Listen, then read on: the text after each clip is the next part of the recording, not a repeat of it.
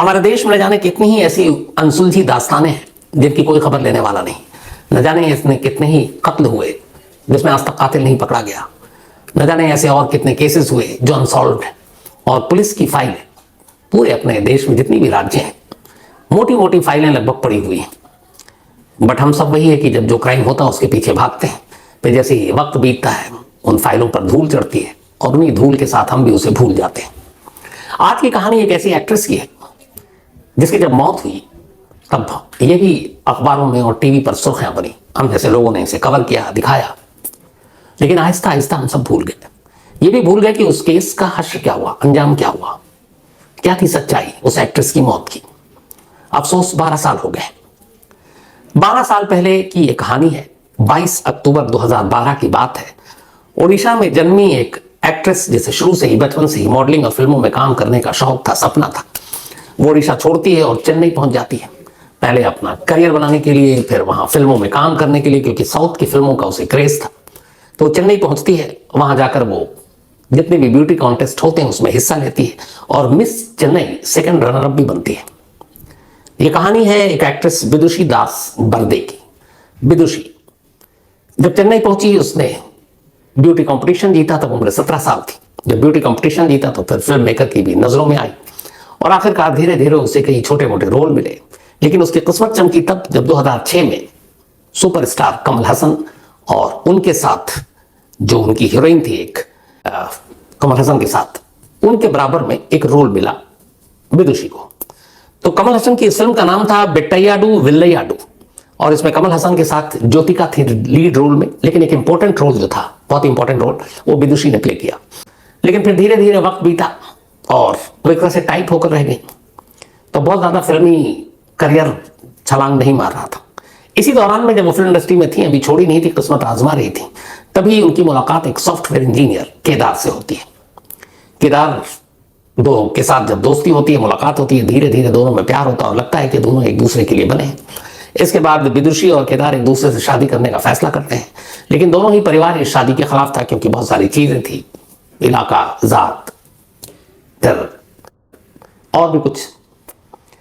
तो उस वजह से घर वाले राजी नहीं होते। लेकिन प्यार करने वाले कहाँ मानते हैं। तो केदार और विदुषी ने घर वालों की मर्जी के खिलाफ शादी करने का फैसला किया और शादी कर ली। अब उसके बाद शादी वादी करने के बाद केदार अपनी जॉब कर रहा था और विदुषी फिल्मों में उसे लगा कि इधर करियर ठीक चल नहीं रहा, तो उसने कहा कि अब साउथ छोड़ते हैं चेन्नई और मुंबई चलकर किस्मत आजमाते हैं। वो मुंबई पहुंचती है। मुंबई अंधेरी वेस्ट में ये लोग एक अपार्टमेंट किराए पर लेते हैं और केदार की भी जॉब मुंबई में लग जाती है। अब दोनों मियाँ बीवी मुंबई में है और विदुषी अपनी एक नई जिंदगी, एक नया करियर मुंबई में तलाश कर रही है। सब कुछ ठीक चल रहा है। तभी 22 अक्टूबर 2012 की तारीख आती है। सुबह का वक्त था। हमेशा की तरह उस रोज केदार करीब 7:50 पर, ये सारी जो टाइमिंग है वो उस वक्त के सीसीटीवी कैमरे और उन सब की वजह से क्लियर है जो एफआईआर और चार्जशीट में है। तो 7:50 AM सुबह के 7:50 पर केदार ऑफिस के लिए घर से निकलता है। अपनी पत्नी विदुषी को बाय करता है। विदुषी केदार के जाने के बाद दरवाजा अंदर से लॉक कर लेती है। अब वो ऑफिस पहुंच जाता है।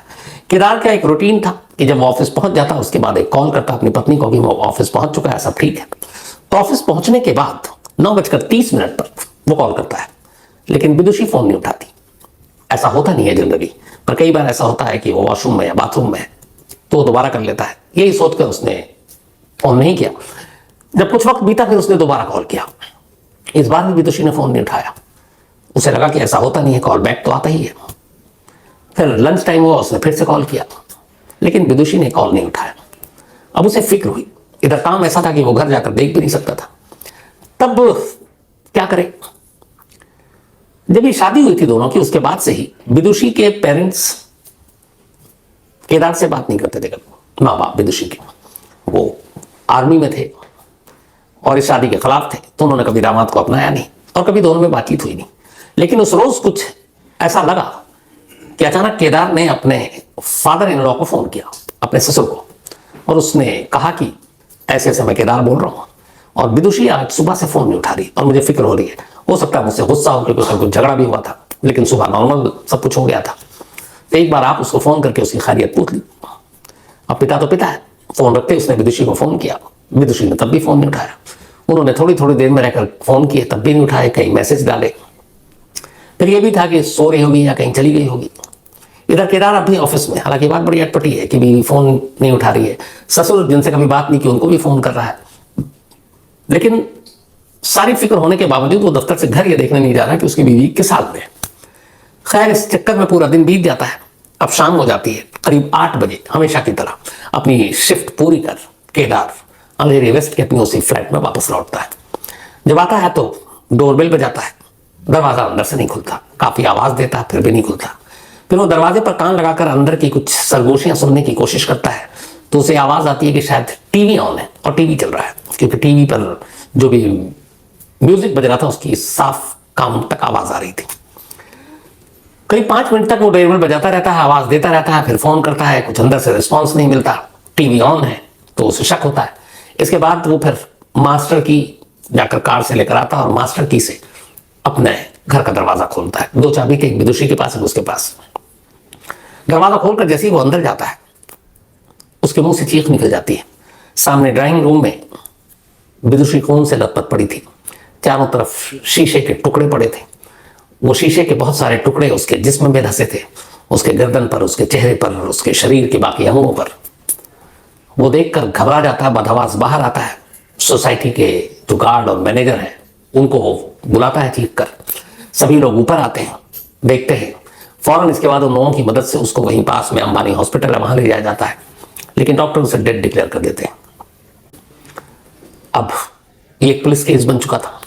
अब पुलिस की टीम आती है, क्राइम सीन को इन्वेस्टिगेट करती है, फॉरेंसिक टीम आती है, वो क्राइम टीम को इन्वेस्टिगेट करती है, हर तरफ से पूरी तलाशी ली जाती है, लेकिन कोई क्लू नहीं मिलता है।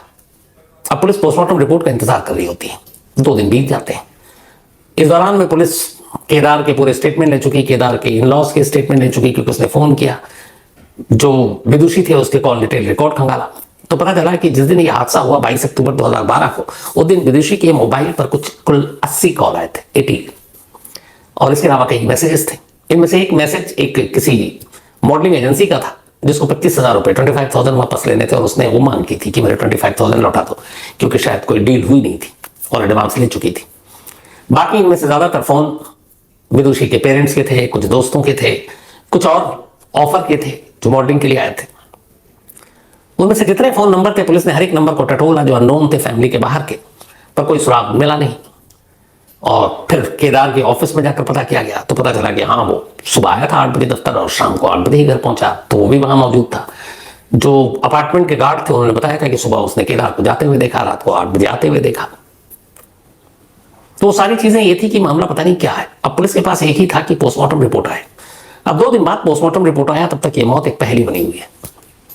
पोस्टमार्टम रिपोर्ट ने बताया कि विदुषी की मौत धार चीजें जो तेज धार की होती, वो गले में गहरा कट होने से, उसके चेहरे और बाकी जिस्म में धंसने से और खून एक्सेस ब्लीडिंग यानी ज्यादा बहने से उसकी मौत हुई है। अब ये पोस्टमार्टम रिपोर्ट भी बड़ा अजीब सा था कि धारदार डीप कट और खून ज्यादा बहने से इस मौत हुई है। अब पुलिस ने इसी पोस्टमार्टम रिपोर्ट के आधार पर फिर भी मर्डर का केस दर्ज कर लिया। अब मर्डर का केस दर्ज करने के बाद पुलिस अपनी तफ्तीश शुरू करती है।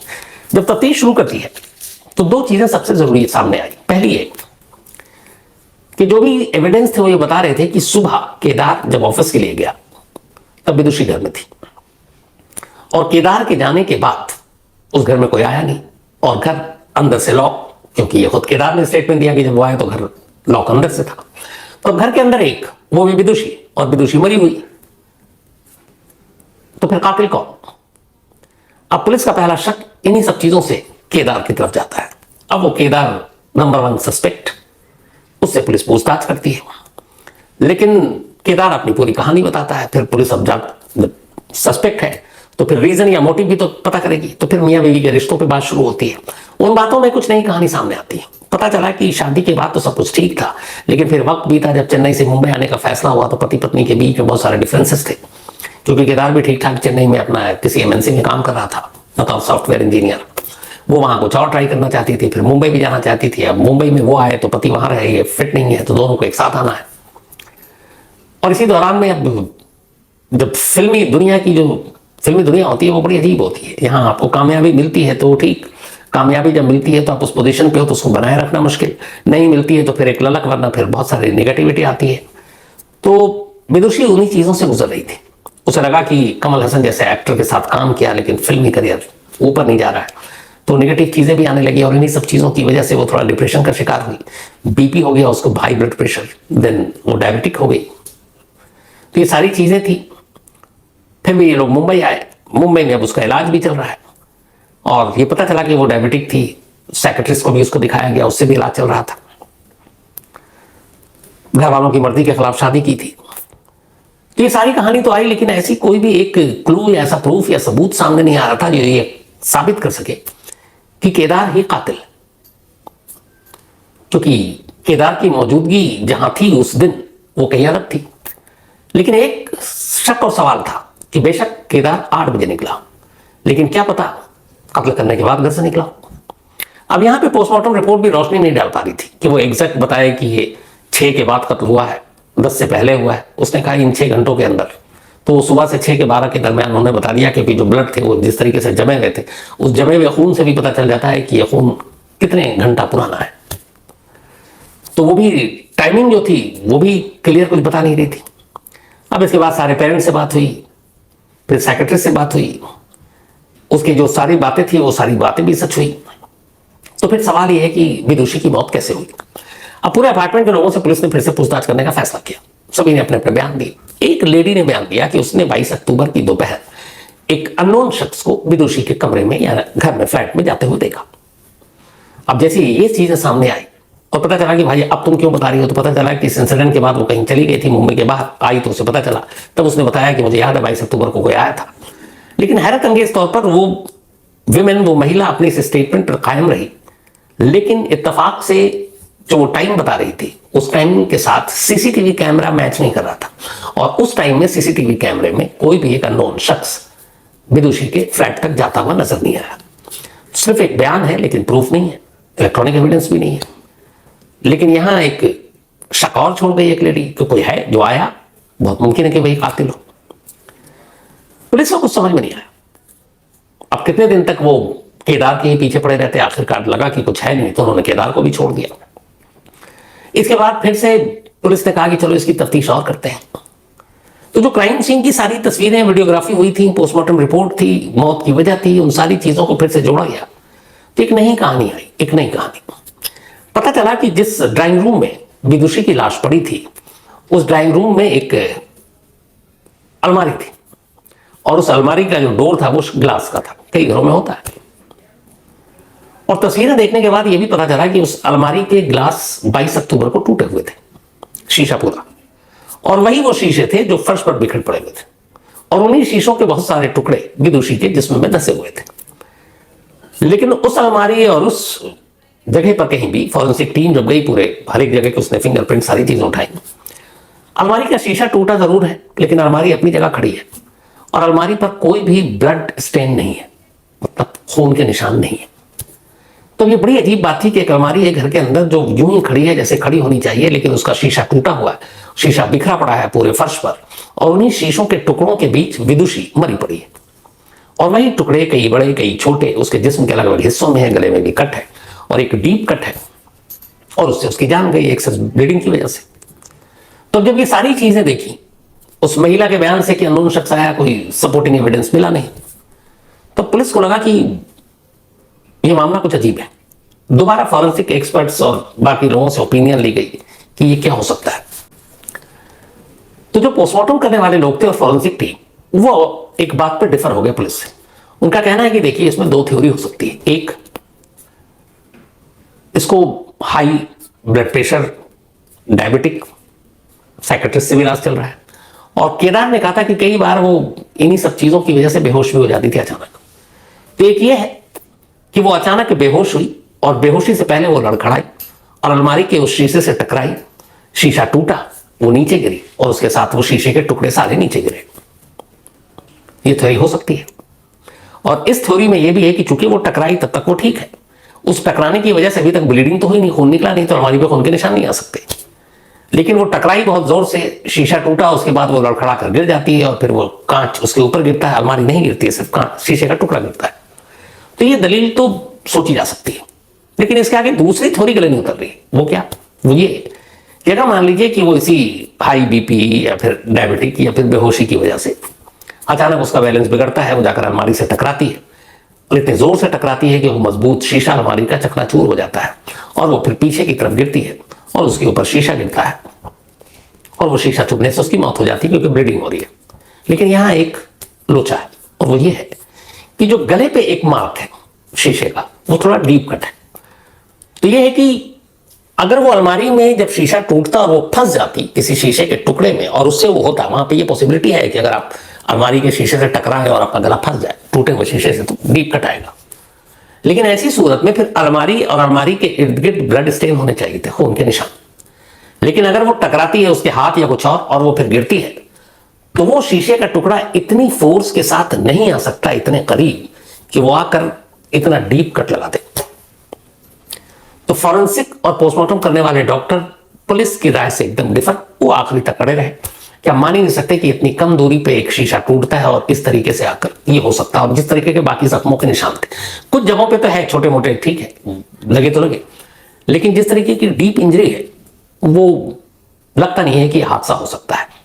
अब हादसा और कत्ल के बीच में पुलिस की जांच चलती रही। 2012 से 13, 14, 15, 16 आता गया, बीतता गया, लेकिन न कातिल मिला न कत्ल का मकसद मिला। अब पुलिस के रडार से विदुषी का पति केदार भी बाहर हो गया, लेकिन घर वाले हमेशा कहते रहे कि ये मर्डर है और आप तफ्तीश कीजिए। पुलिस घर वालों के कहने पर करती रही, लेकिन फिर आखिरकार कई सालों बाद पुलिस ने कहा कि अब इसे केस पे वक्त बर्बाद करने का कोई मतलब नहीं है।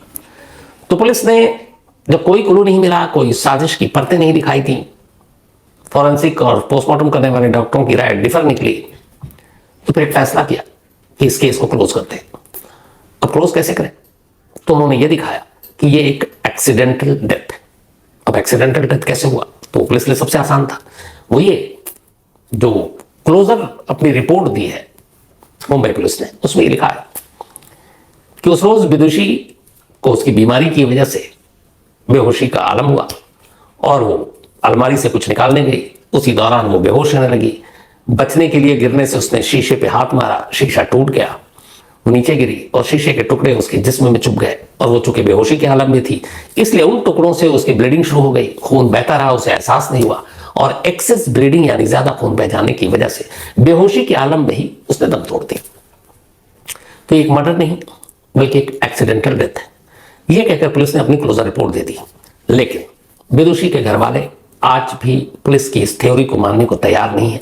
12 साल बीत गए, अभी अक्टूबर के महीने में लास्ट ईयर। लेकिन विदुषी की मौत का असली सच क्या है? क्योंकि इसमें सवाल इतने हैं जो इस क्लोजर रिपोर्ट पर उंगली उठाते हैं। और जब फॉरेंसिक एक्सपर्ट और पोस्टमार्टम रिपोर्ट करने वाले डॉक्टर तक ये बता रहे हैं कि ये घाव किस तरीके से आ सकता है और पुलिस के पास जवाब है नहीं, तो फिर केस का अंजाम यही होना था और यही हुआ। और पुलिस ने इसको फिलहाल क्लोजर रिपोर्ट में एक्सीडेंटल डेथ बनाकर बंद कर दिया। हालांकि जो मुंबई पुलिस के सोर्सेज उनका कहना है कि अगर फ्यूचर में, भविष्य में जब भी इस केस से रिलेटेड कोई भी सुराग मिलता है तो वो इस क्लोजर रिपोर्ट को रीओपन कर देंगे। लेकिन अभी तक 12 सालों में इस केस को रीओपन करने का कोई फैसला नहीं लिया गया है। फैसला लेना तो दूर, सोचा भी नहीं गया, क्योंकि कुछ नया सबूत प्रूफ मिला नहीं। केदार अभी अपनी नौकरी कर रहा है। विदुषी के माँ बाप सब्र कर चुके हैं, लेकिन एक ख्वाहिश अब भी है उनके दिल में कि काश वो अपनी बेटी की मौत का पूरा सच जान पाते। अगर एक्सीडेंट था तो भी यकीनी तौर पर कि एक्सीडेंट ही है, और अगर ये साजिश है तो साजिश के पीछे कौन है, कम से कम ये भी उनको जानने का हक है। लेकिन अफसोस, इन्हीं सवालों के साथ पिछले 12 सालों से विदुषी के माँ बाप अपनी जिंदगी काट रहे हैं और उम्मीद कर रहे हैं कि शायद, क्या पता, एक दिन ये सच सामने आए।